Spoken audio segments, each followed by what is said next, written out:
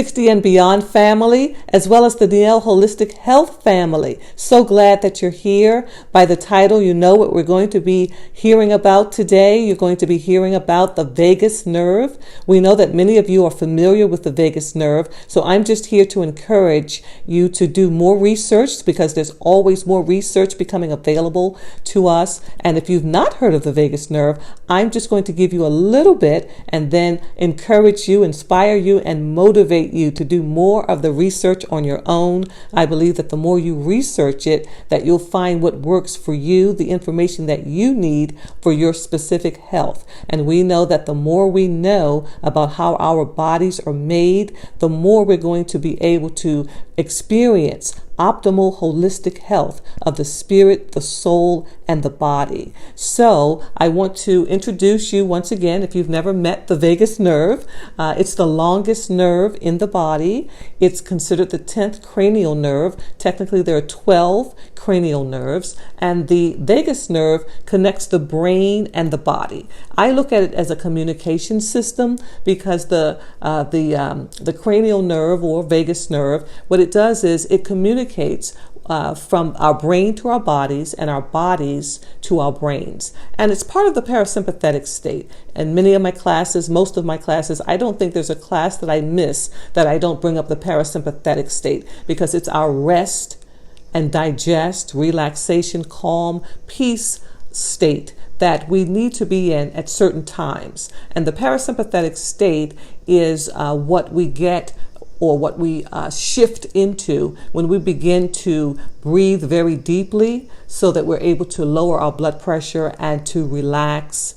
And so this 10th cranial nerve, the vagus nerve, its roots are in our abdominal area. So you can think of it as a tree, where the roots are in the lower area, the abdominal area, and the leaves would be in the brain. And this nerve, it is going throughout most of our body. Again, as a communication system, it's alerting the brain to what's going on in the body. And these messages are going up and down. So there's communication, the ascending communication, and the descending communication. And sometimes I even look at this when I'm thinking about prophetic communication, but that's for another video altogether, another channel even. But we want to make sure that we're taking care of our vagus nerve. We want to be in the state of peace when we need it. We know that the vagus nerve, it's going to regulate the parasympathetic nervous system, which once again helps us to relax, helps to keep us calm, helps to keep us in that state of peace.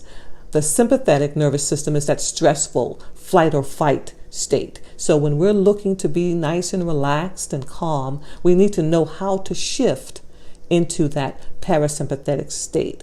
And I also think of the vagus nerve as the physical counterpart of the soul. As I said, there's this communication that's going on, and we are fearfully and wonderfully made. And so there has to be agreement and alignment of the spirit and the soul and the body. And many times when you get what we call gut feelings, that's that vagus nerve that's speaking to you and sending messages to your brain, and from your brain to your body. So the title is Love Strengthens Your Vagus Nerve. And if you're wondering how to stimulate your vagus nerve, how to take care of it, what are some of the things that you can do? Again, I'm just giving you a brief summary. And again, hopefully you're going to do more homework and more research on your own.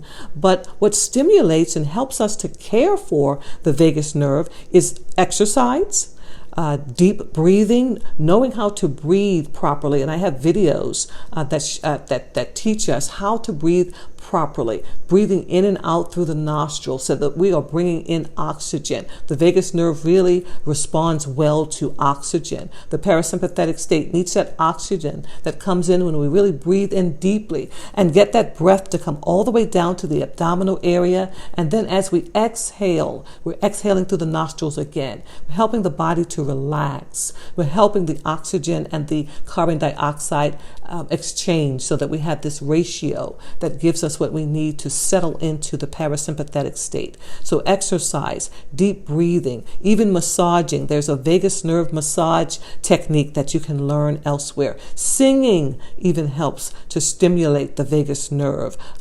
Connection with others, because it is the love nerve. So connection with others, being able to look into the eyes of another person, to be in the very sphere of someone else or a group of others, so that you have connection, you feel the connection. And even gargling. Gargling helps to stimulate that vagus nerve, because once again, if you think about it, it comes from the brain all throughout down into the lower abdominal area. And so anything that we can do to help this vagus nerve to function as it should, so that our cells, even our cells and our organs, they also would benefit from a healthy vagus nerve. And sometimes we can even consider, or I think we should make sure that we add to the equation that we have B12, magnesium, choline, even tryptophan is good as it relates to providing the nutrition that the body needs to care for the vagus nerve.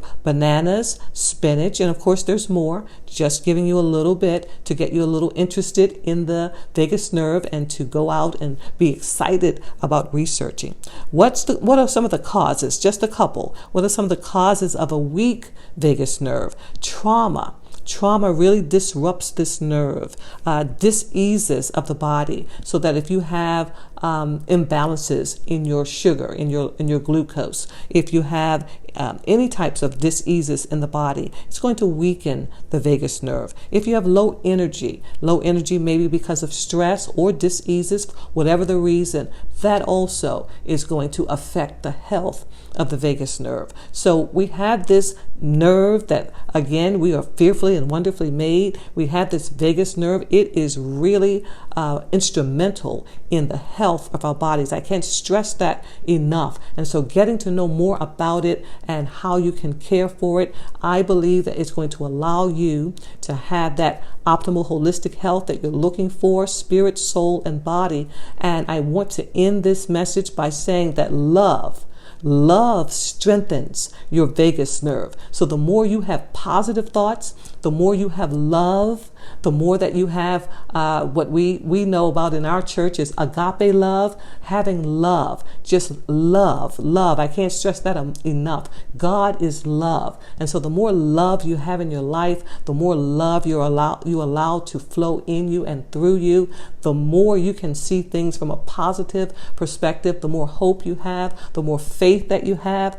All of this, and there are studies, even though I'm speaking about what I believe biblically, what I believe as a Christian, there have been scientific studies that prove that love is good for the immune system, that gratitude is good for the immune system, that positive thoughts are good for the immune system. So I'm saying something that we've heard either from scientific research or we've heard from the Bible, but we just know that love is going to make sure that we have the health and the healing that we need. So that's what I wanted to share with you. Love strengthens your vagus nerve. So go out and love. Okay, I look forward to the next time I have a message for you.